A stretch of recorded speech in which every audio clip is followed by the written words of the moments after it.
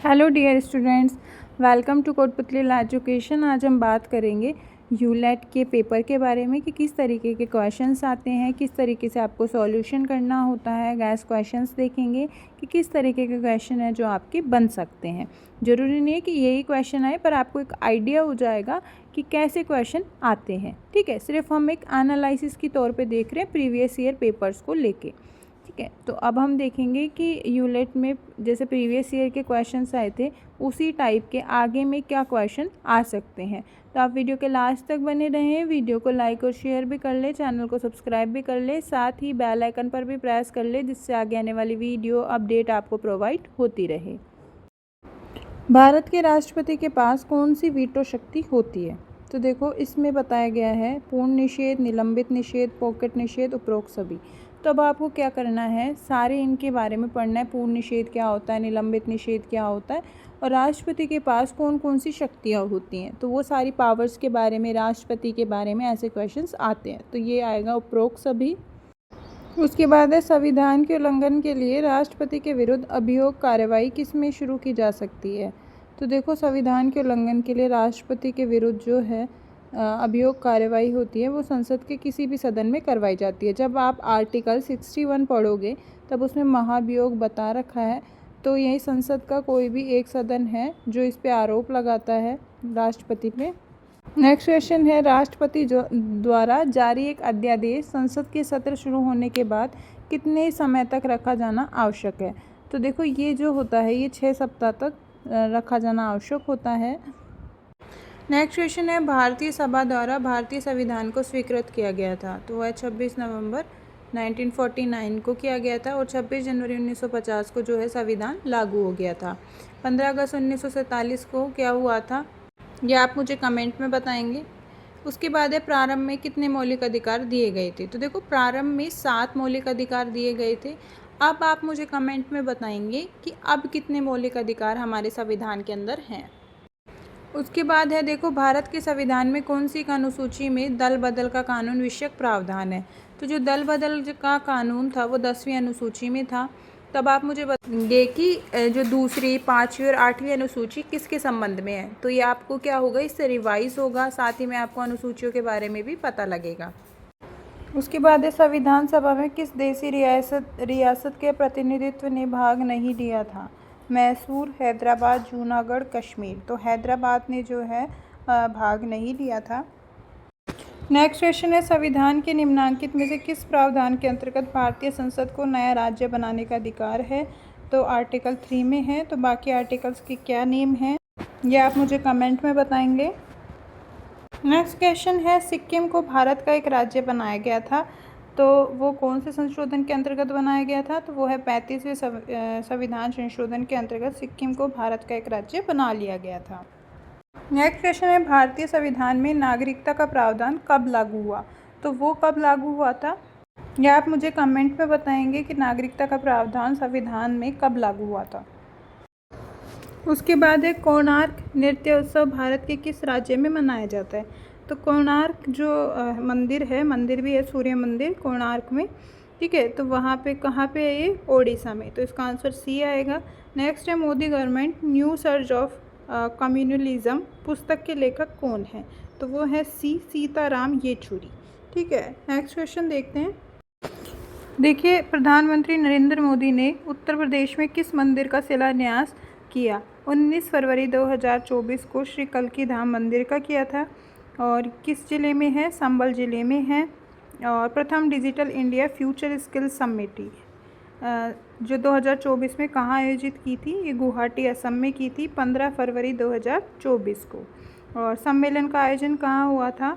तो ये देखो, केंद्रीय इलेक्ट्रॉनिक एवं सूचना प्रौद्योगिकी मंत्रालय ने राष्ट्रीय इलेक्ट्रॉनिक व सूचना प्रौद्योगिकी संस्थान के माध्यम से किया था।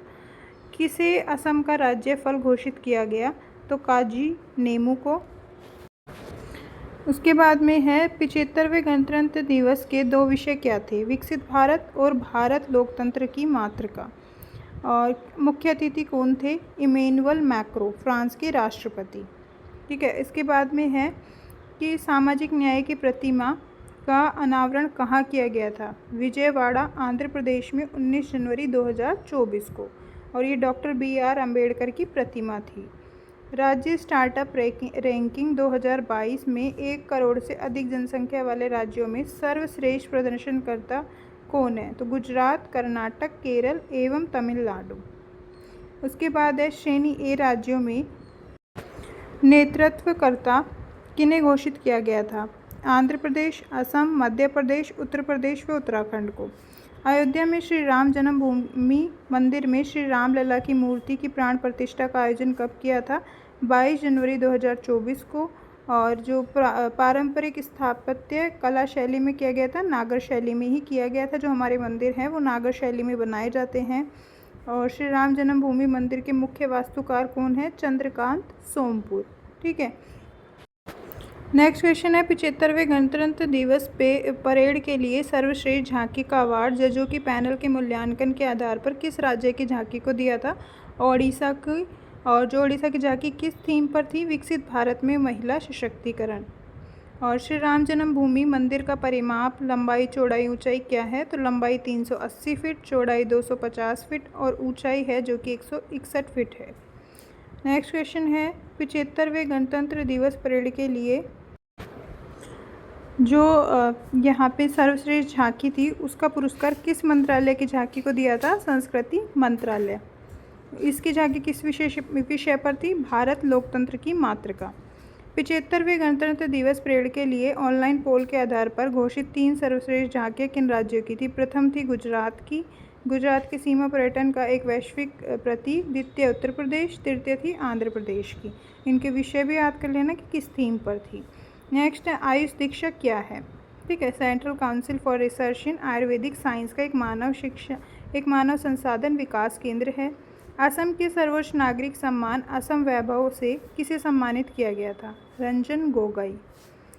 15 जनवरी 2025 को भारत मौसम विज्ञान विभाग की स्थापना के कितने वर्ष पूरे होंगे? 150 वर्ष है जो कि पूरे हो जाएंगे। भारत के सर्वाधिक लंबे समुद्री पुल का क्या नाम है? अटल बिहारी वाजपेयी शिवड़ी नहावा शेवा, जिसको हम शॉर्ट में अटल सेतु भी बोलते हैं। नेक्स्ट है इसको किस अन्य नाम से भी जाना जाता है? मुंबई ट्रांस हार्बर लिंक के नाम से। इस पुल की लंबाई कितनी है? 21.8 किलोमीटर और समुद्र में 16.5 किलोमीटर। प्रमुख शास्त्रीय नृत्य कुल संख्या जो है 8 है। कौन कौन से हैं? देखो, भरतनाट्यम, मोहिनीअट्टम, कथक, ओडिसी, मणिपुरी, कुचिपुड़ी, क्षत्रिय और कथकली। ठीक है। लोक नृत्य हैं 2500 लगभग। शास्त्रीय नृत्यों का वर्णन नाट्य शास्त्र में मिलता है जिसे भरत मुनि ने लिखा था। पंचम देव भी कहलाता है। सबसे प्राचीन नृत्य भरतनाट्यम और सबसे नया शास्त्रीय नृत्य है सत्रिया।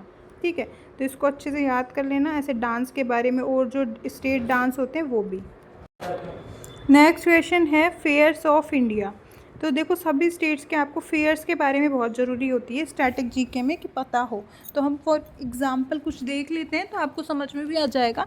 तो देखो, आंध्र प्रदेश का है फ्लेमिंगो, कल्याणोत्सव, ये लम्मा जात्रा और दुर्गम्मा।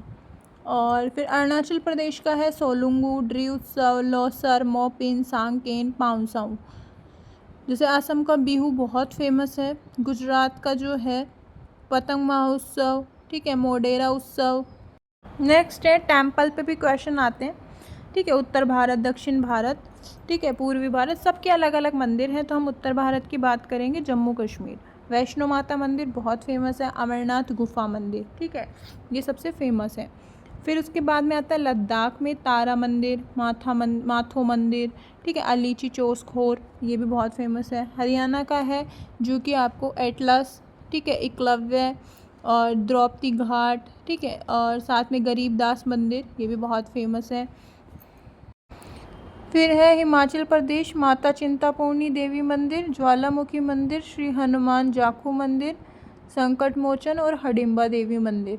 उत्तराखंड में देखो केदारनाथ, बद्रीनाथ। उत्तराखंड के तो सारे मंदिर पढ़ के जाना, फेमस है काफ़ी और एग्ज़ाम में पूछ ले भी जाते हैं। अब राजस्थान की बात करें, राजस्थान का एंट्रेंस एग्ज़ाम है तो राजस्थान के बारे में पूछ सकते हैं।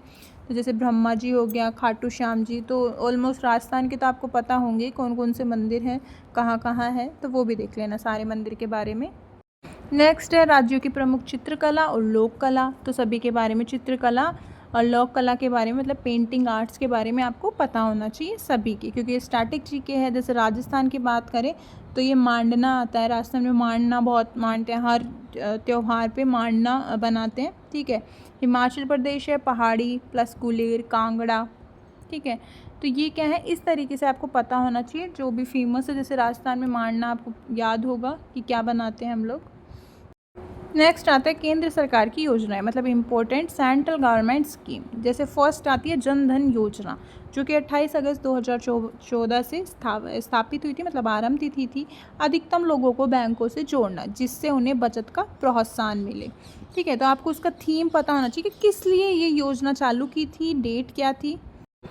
Skill India mission, skill India mission देखो शुरुआत 15 जुलाई 2015 को, अंतर्गत जो है प्रधानमंत्री कौशल विकास योजना और मंत्रालय कौशल विकास और उद्यमिता मंत्रालय, ठीक है। उद्देश्य था स्किल इंडिया का मिशन का उद्देश्य गरीब बच्चों कौशल को उभारना है, ठीक है। साथ ही में जिन्होंने किसी कारणवश अपनी पढ़ाई को विराम लगा दिया है, देश के युवा बेरोजगारी को दूर करने के लिए युवाओं को प्रशिक्षित कर युवाओं को रोजगार योग्य बनाने के लिए एक व्यवस्था का निर्माण करना है। 3D printing, robotics, data, VR, internet of thinking आदि कोर्सों पे ध्यान दिया जाए।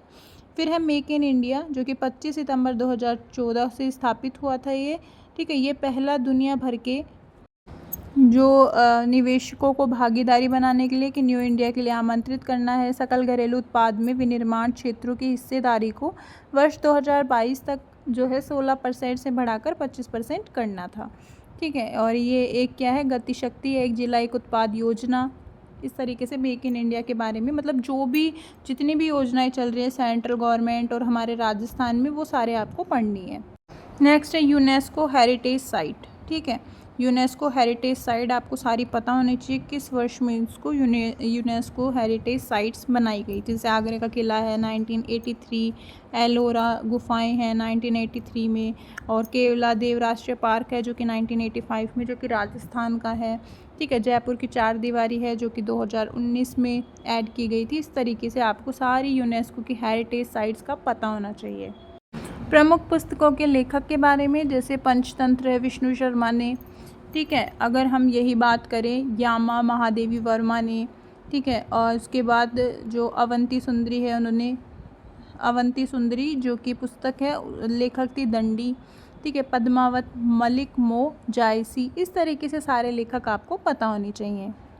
देखो स्पोर्ट्स के बारे में पता होना चाहिए, जैसे खिलाड़ी को किस खेल में कितने होते हैं, खिलाड़ियों की संख्या, मतलब जैसे बेसबॉल है 9 होते हैं, रग्बी फुटबॉल है 15 होते हैं, कबड्डी है 7 होते हैं, ठीक है। हॉकी फुटबॉल क्रिकेट में 11 होते हैं। और परिसर किस में होता है, जैसे कोर्ट में क्या खेला जाता है, टेनिस, बैडमिंटन, कोर्स में गोल्फ, ठीक है। इस तरीके से आपको पता होना चाहिए। कौन से देश का कौन सा खेल है वो पता होना चाहिए, जैसे फ्रांस का फुटबॉल, भूटान का तीरंदाजी, इस तरीके से ये भी पता होना चाहिए।